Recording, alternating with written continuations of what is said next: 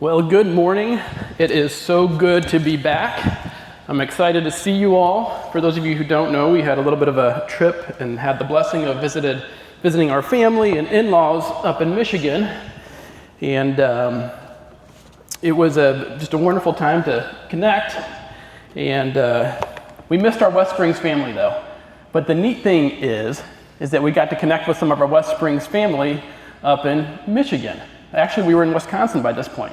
So Pat Whitaker, I don't know if you all know Pat. Pat, you want to raise your hand? I know I'm putting you on the spot. It turns out Pat was up in Wisconsin in Door County the same time we were up there. So we talk on the phone, and it turns out we were only 5 minutes away from each other. So we didn't have a car up there. We had come across by boat. So she comes, picks us up. My whole tribe of 5 hops in her car, and she drives us to a fish boil and treats us. I don't know if any of you are familiar with fish boils in Door County, but it's a Scandinavian tradition where they catch whitefish in Lake Michigan, put it in a pot of water, and they boil it. And then what they discovered was you get a lot of ash in your water, and it gets all over your fish, so you got to get that out. So then they found out, well, you know what? If you boil that thing over even more, you can get the ash out. So they throw kerosene on it. The thing just rears up, it all boils over, and then your fish is ready to eat. And it was delicious, and it was a delight to spend time with Pat and to enjoy the experience of a Door County fish boil. But we're happy to be back with our people. You guys are our people, and I'm thankful for the elders who stepped in and taught for our Elders Voices series and the privilege of being an elder-led church. Got to listen to all of them. Pastor Tim talking about the worldly desires that can tug on us and pull us.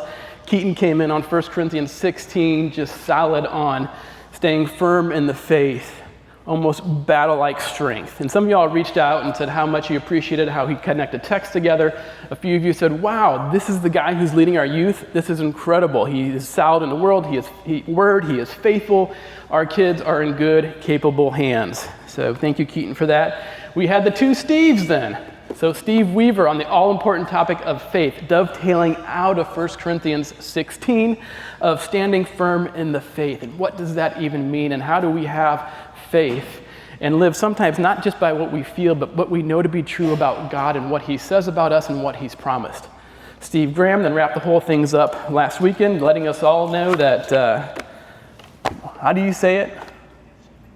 No shame in my game. So he talked about what I call the silent, deadly killer of shame that affects all of us at one time or another, and it comes in and it wants to isolate us and pull us apart from others, from community, from what God wants us to step into. And he did a beautiful job of tying that back into God's grace and what he wants to do for us.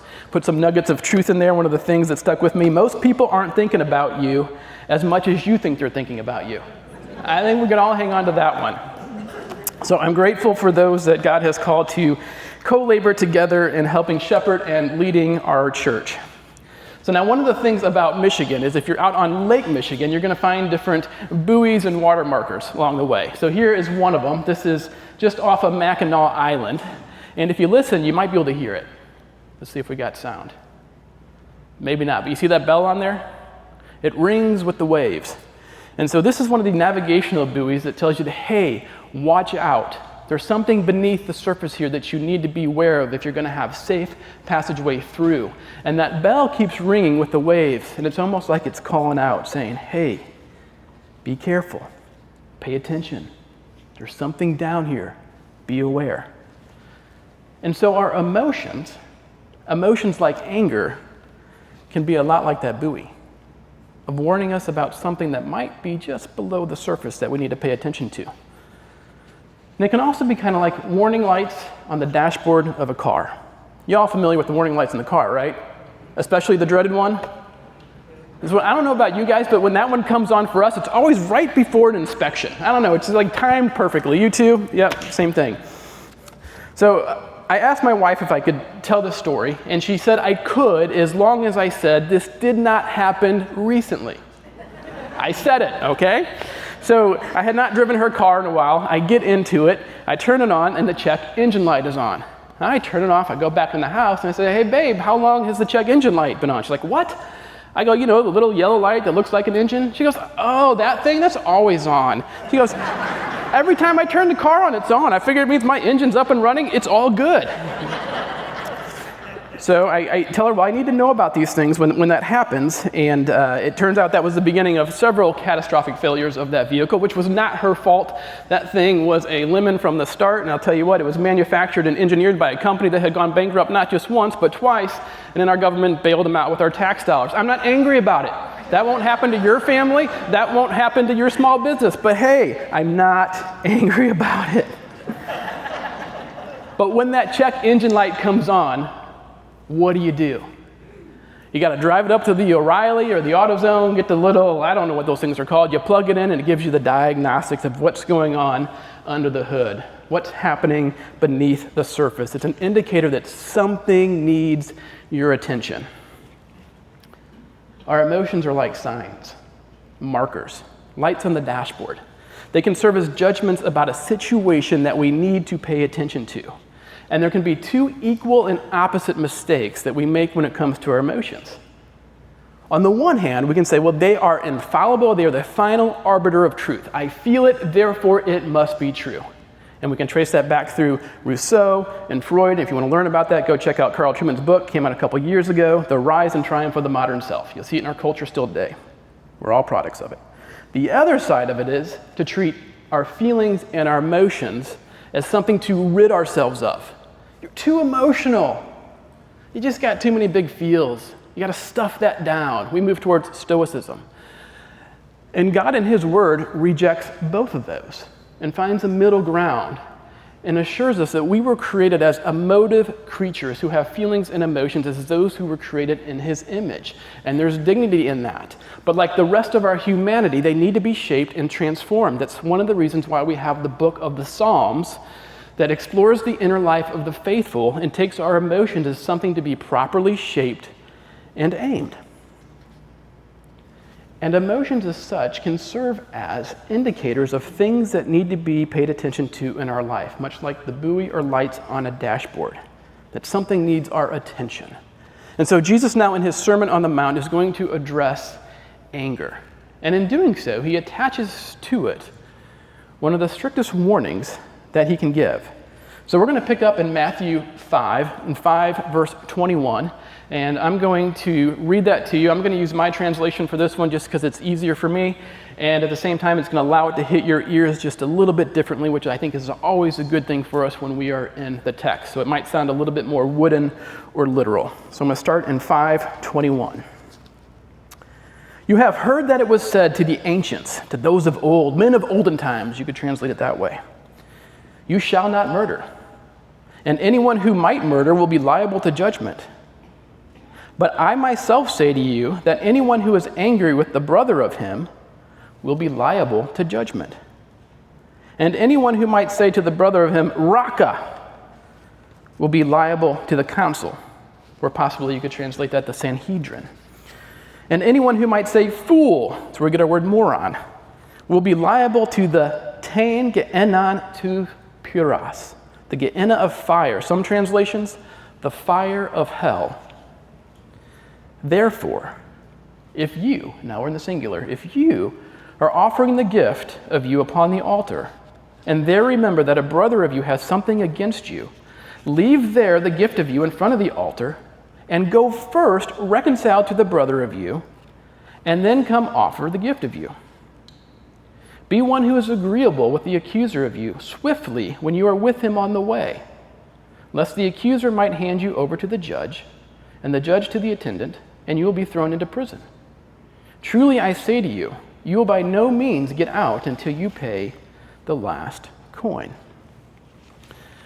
Now, after reading the text, it raises a few different questions. So I wrote some of those questions out. First of all, the first line, you've heard it said. Heard it said from whom?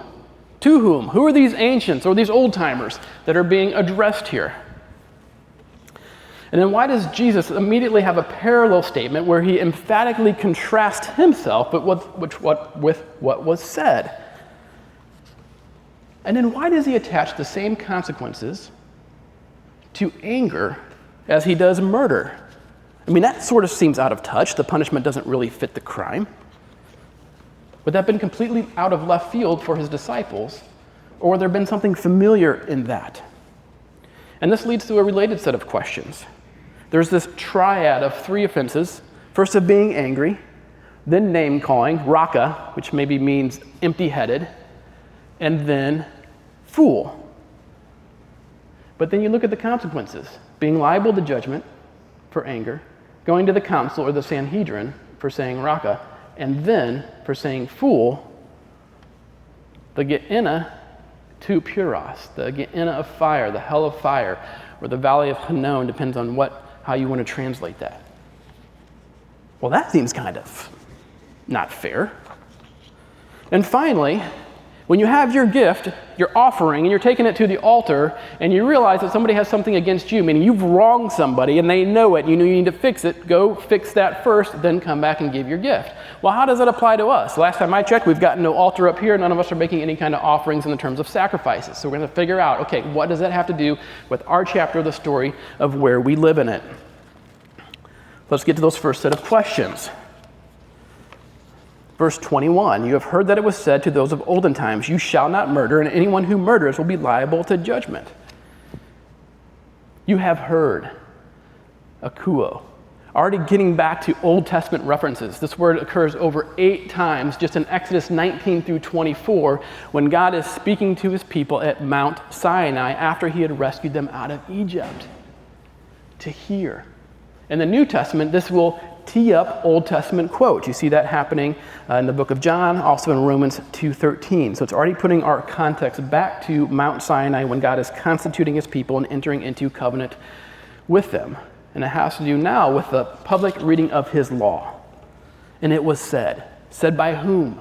By God himself. This is the divine passive. If God is speaking out of reverence, this is a Jewish way of saying it was God, it was Yahweh who was speaking with authority. And who's he speaking to? Those of old. This is a statement that you'll see in the prophets of old, the Old Testament people, but more narrowly to that first and second desert generation that had been rescued out of Egypt and was at Mount Sinai and then gets the covenant renewed with them at Deuteronomy. And what does he say to them? You shall not murder. Exact same way here in the Greek as in the Greek Old Testament in Exodus 20 and Deuteronomy 5. And he says, and if you murder, you'll be liable to judgment. This word here, liable to judgment, all one word in the Greek, shows up in Deuteronomy 17 in the case of trying a case of bloodshed, and the person has to go to the priest and the judge, saying there is a consequences for this, and the person most likely is going to be put to death.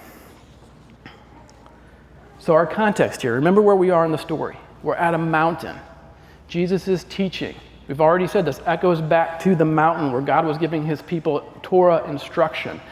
And now Jesus sets this whole thing up and it says, all right, now he's speaking to this people. So who's Jesus?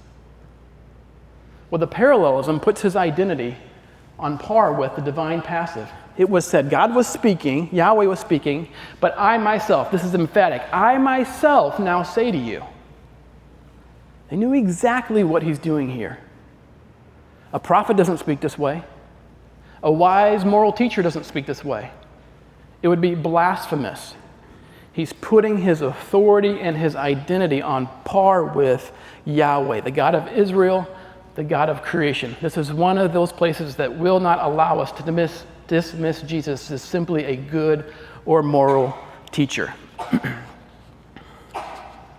And might I say, this is a textually secure passage, meaning historically it's evidential that there is a man who walked the soils of Palestine and said this. So he's either crazy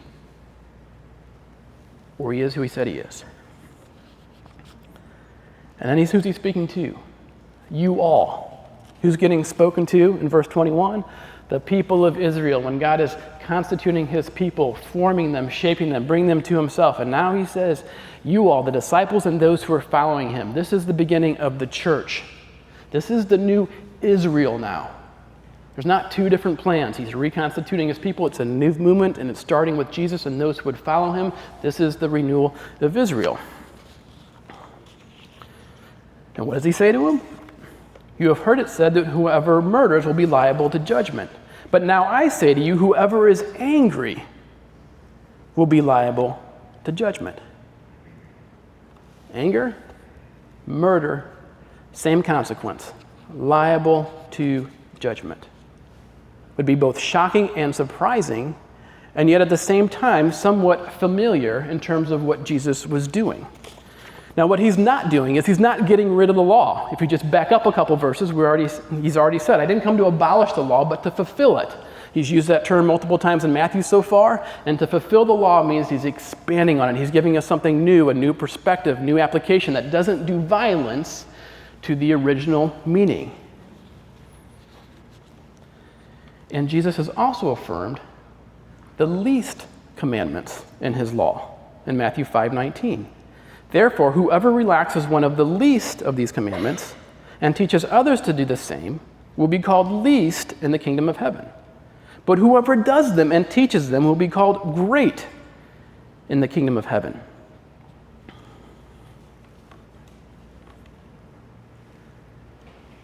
He's brilliant in his literary form, teeing up an interpretive method that would have been familiar to his disciples and the Jews of that time, that of the heavy and the light commandments, the great commandments and the lesser commandments. So this goes back to this Jewish interpretive method where they would look at certain laws in the Torah, like Deuteronomy 5:16, honor your father and your mother as the Lord your God commanded you, that your days may be long and that it may go well with you in the land. Heavy commandment. That's important. It's one of the big 10. Later in Deuteronomy, if you come across a bird's nest in any tree or on the ground with young ones or eggs, and the mother sitting on the young or on the eggs, you shall not take the mother with the young. You shall let the mother go, but the young you may take for yourself, that it may go well with you, and that you may live long. Talking about confiscating, taking eggs from a bird. Now this has to do with conservation and long-term prudence, but in Jewish thought, well, I don't think that's as important as honoring your mother and father. But then they were quick to point out, but yet, same consequence. Honor your mother and father, prolonged days, it goes well with you. Don't take the mom and her eggs, prolonged days, and it goes well with you. So when Jesus comes along and says murder, which is a heavy command, and then angry, which is seemingly a lesser command, and they have the same consequences. He's drawing on this Jewish tradition, saying both of these are just as important. Why? Because just like the bird and with the parents, God cares about the whole of our life and how we're being formed and how we're being shaped and how we're being a light in the world, and none of it is least to him.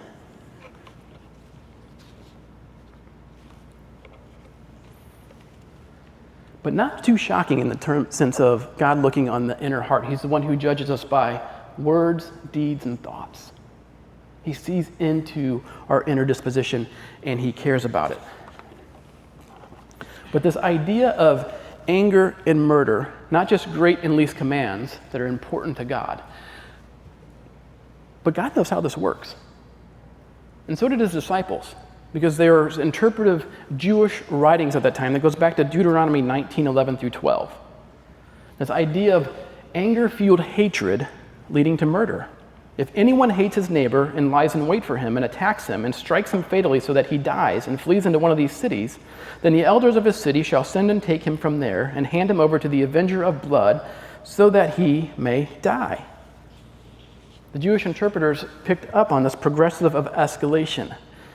This anger-driven hate leads to lying in wait so that he attacks and wounds and kills his brother, and then he himself is put to death. Jesus is saying, don't even start the cycle. Don't let this thing get out of control. Pay attention to the very beginning, because that's the road it's taking you down. And of course, also an echo, an allusion here to Genesis 4, the two brothers, they are having their offering. They bring it. Cain's is a type of grain offering, Abel's is a type of peace offering. Both are authorized under the Old Testament law. It wasn't the offering, it was the internal disposition of the heart. God gently questions Cain and says, be careful. Sin is crouching at the door. It desires to have you. Pay attention to the interior life, because this anger left unchecked is going to escalate into murder, and that takes you down a road that God doesn't want to see us to go down, and we shouldn't want to go down. And that gets us to these strange consequences. For murder, liable to judgment, it's a judicial process. Raka, calling somebody empty-headed, going to the council or the Sanhedrin. And fool, going to the hell of fire. Escalating in consequence. Now, the hell of fire has an Old Testament reference of the valley of the son of Hinnom. Lots of atrocities happen there. This is one of the valleys that wraps around Mount Zion. Even the Israelites sacrificing their own children there and burning them. It gets picked up by the prophets as a place where future judgment will happen to the age of Jerusalem, most likely also picked up by Jesus as a reference to what's going to happen in 70 AD when Rome destroys the temple, and those who were out of anger fighting against Rome, their dead bodies get thrown into the valley. So be careful what's coming. If you're the wrong side of the story, if you don't understand what's happening to the Messiah, and you think, I have come here to violently overthrow Rome, you're going to find your same body there. At the same time, the same imagery gets picked up by Jesus and New Testament authors referring to the final judgment. Either way, however we interpret it, it's a consequence you don't want. And God knows how it works. It ends up here, so don't even let it get started here. Keep a check on it before it ever begins. And then he goes on to say, therefore, if you are offering the gift of you upon the altar, and there remember that the brother of you has something against you, leave there the gift of you in front of the altar, and go first reconcile to the brother of you, and then come offer the gift of you. So the question of, well, what does it have to do with us? We've got no altars. The language here is that of a peace offering. The peace offering is one of the big five. It's the shalamim. You hear the shalamim? That's where we get our word shalom, peace, where God wants harmony and integration with our relationship with Him and with others and within creation and self. It's a celebration of that. When things are breached or go wrong, you have the peace offering. Now, the peace offering is the only one of the big fives. I keep saying it's the only one where the worshiper, not God, not the priest, the worshiper would take the meat and they would share a meal with family and friends. It's a celebrating restored relationships with God and relationships with one another. It was believed, leading up in the intertestamental period before Jesus, that this is the one sacrifice that would continue into the age to come. Passover itself is a type of peace offering. The Lord's Supper and primary interpretive backcloth is the peace offering, and we're still participating in it. Application for us today, this is a celebration of forgiveness, of renewal, of reconciliation. Therefore, among our brothers and sisters in Christ, if I know somebody legitimately has something against me that I need to go back and fix, what do? I go back and do that first. We're staying current with one another.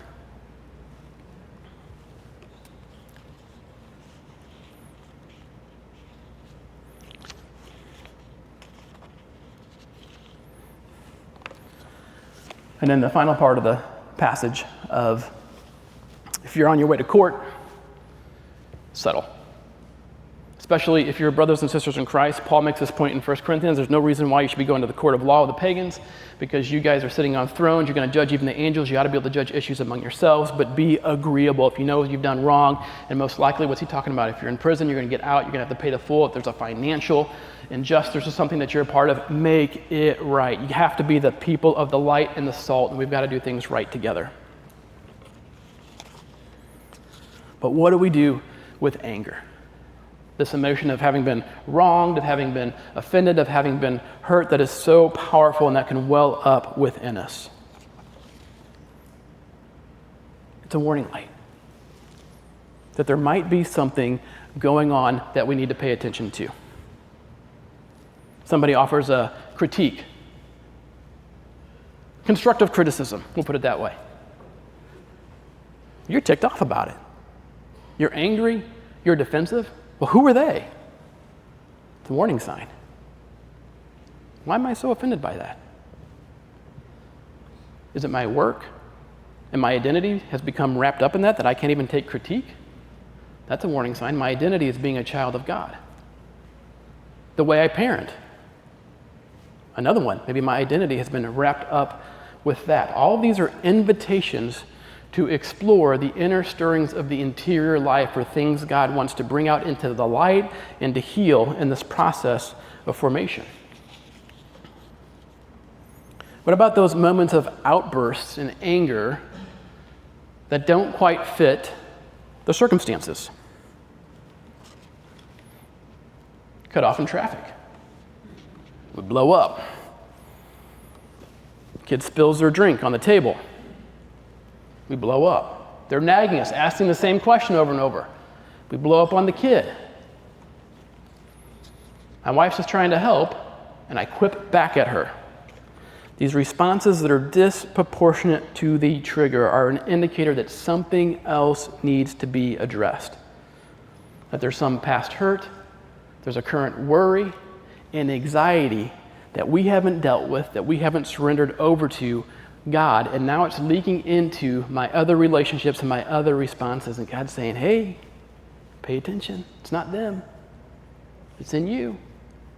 And in his grace and his goodness, he loves us too much to leave us where we are, and it's an invitation to say, hey, bring that to me, and let's work on it together, and I will give you my empowering presence of my Spirit. And we'll take you from the angry, maybe one day turning out crotchety person to one who can practice the presence of the present moment of God in all things and his peace in all things. So this is an invitation to do business with God. There's a guy by the name of David Biscott, and some years ago he wrote a book called Emotional Resilience. And what he said in there is that if we don't stay current with one another, which is a lot of what Jesus is talking about, but if we don't stay current with hurts, disappointments, frustrations, things in our relationships, they start to build up. And we get this emotional debt. And they're even compounding interest. So something that might be little here that is now allowed to fester and grow, it can come out here, and now it's a big, massive dump truck of emotion. So he says you've got to stay current and deal with things. And so if those things are coming up, like, man, I don't know why I was angry in that situation. Well, that really came up. It's a great time to invite somebody into it, to process. Is there a pain? Is there a hurt? Is there a fear? Is there an anxiety? Was there a major disappointment back here in life that I never properly grieved and turned over and surrendered to God, knowing that he's sovereign and control of my story and has me right where he wants me and is still up to something? We're to find a counselor who is committed to a biblical worldview and has integrated that into their practice.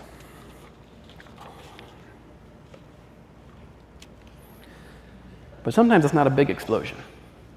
It's the little things. There was a researcher, some of you might be familiar with him, John Gottman. And so he researched marriages.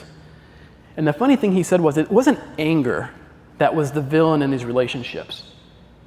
It was the small moments. And he said he could almost 100% predict whether a marriage would end in brokenness and divorce by how couples interacted with certain things such as an eye roll, sarcasm, ridicule, treating the other as beneath you, which moves in the same direction as Jesus. When he says, whoever says raka, whoever says you fool, these are expressions of contempt, and it's the language that murders our relationships.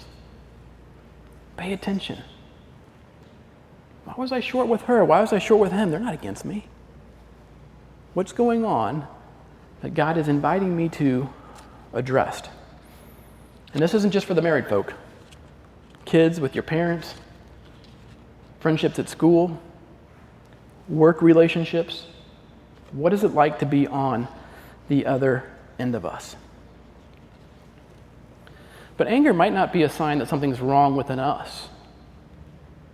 It might be a sign that something is wrong in the world that God is calling our attention to. Remember the buoy that's out in Lake Michigan? The buoy's not a bad thing. It's just saying, be aware, be cautious. You can navigate this, but navigate this carefully. You may be angry at an injustice that's systemic in an institution that God wants you to address. But the buoy says, be careful. Psalm 4:4, be angry and do not sin. There's a way to be angry and sin, and there's a way to be angry and not sin. If there's an injustice to be angry about, it doesn't mean that we then move into it and address it angrily. We can lose sight of things really quick, and the evil one is right there waiting to get us off track. Because anger can blind us. We know this from the neuroscience. Modern science, they did a study, and they found that being angry in a car is more distracting than a cell phone. But the early Christians knew about this. They knew it blinds our sight. St. John Cassian, he writes this: "No matter what provokes it, anger blinds the soul's eyes, preventing it from seeing the sun of righteousness. Leaves, whether of gold or lead, placed over the eyes, obstruct the sight equally. For the value of gold does not affect blindness it produces.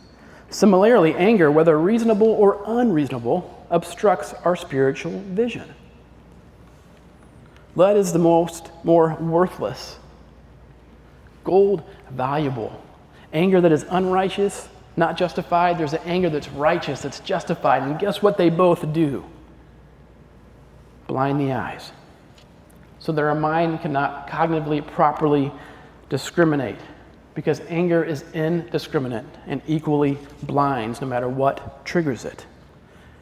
And there's a demonic component to it. When St. Cassian starts out his part on anger, he says, now I want to talk to you about our struggle, not against anger. He says against the demon of anger. There's a spiritual component to this, not too dissimilar from what Paul says in Ephesians 4:26. He says, "Be angry and do not sin. Do not let the sun go down on your anger, and give no opportunity to the devil." The word opportunity in the Greek is topos, a place. Some translations, a foothold. Don't give him a tangible place in your life through anger. Interestingly, the same word shows up in Matthew 12. When the unclean spirit has gone out of a person, it passes through the waterless places seeking rest. It's going out to the deserts, the inhabited places, and it seeks rest. It seeks a topos. Same word. Paul is saying, hey, sin's crouching at the door. It wants to get into your life. Anger is one of the ways that we can let it in. And if it gets a little crack in the door, just 1 foot into there, it's not long before it's infesting another room and then another room and then eventually the whole house. Therefore, keep a close, tight leash on it. You're getting angry. It's an opportunity to reflect. It's an invitation from God to figure out what is going on and what am I being called to in this moment. So I invite our worship team up for the final song of worship. But what if we started viewing our bouts of anger? And it can be with, it's funny to go back and you read guys like St. Cassian, they even talk about inanimate objects. I think one of the sayings is you can tell that the quality of a project by the amount of the cuss words that were said. Now, if that were true, I should have some high quality projects because I've lost my temper with things not working right or whatever else, truth be told. But even that, why? Why am I upset in that moment? What am I frustrated by? Have I forgotten to practice the presence of God even in those moments? Somebody cuts you off. Well, God, thank you that I've got a place to offer somebody in front of me that's in an even bigger rush than I am. God, help me trust your sovereignty that you're going to get me to my appointment right when you need me to get there. What am I upset about? I quip at a child, a spouse, a friend. God, what is stirring in here that needs to be shared? Maybe something I can invite my spouse in and say, hey, sorry, that's not you. I've been worried about this. And I'm even going back to shame. I'm even ashamed to share it with you that I would be worried about this. Because oftentimes what's under fear is worry and anxiety. And under worry and anxiety is, I'm not sure I can or have trusted God and surrendered to Him this aspect of my life. So anxiety, that's next week.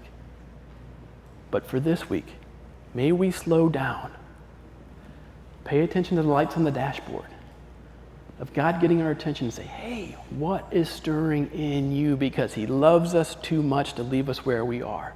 And He has a process of transformation and formation. And these are the little invitations that He's extending out to us to do life with Him as He sanctifies us from one degree of glory to the next into the image of His Son. None of us have arrived, but we're in process.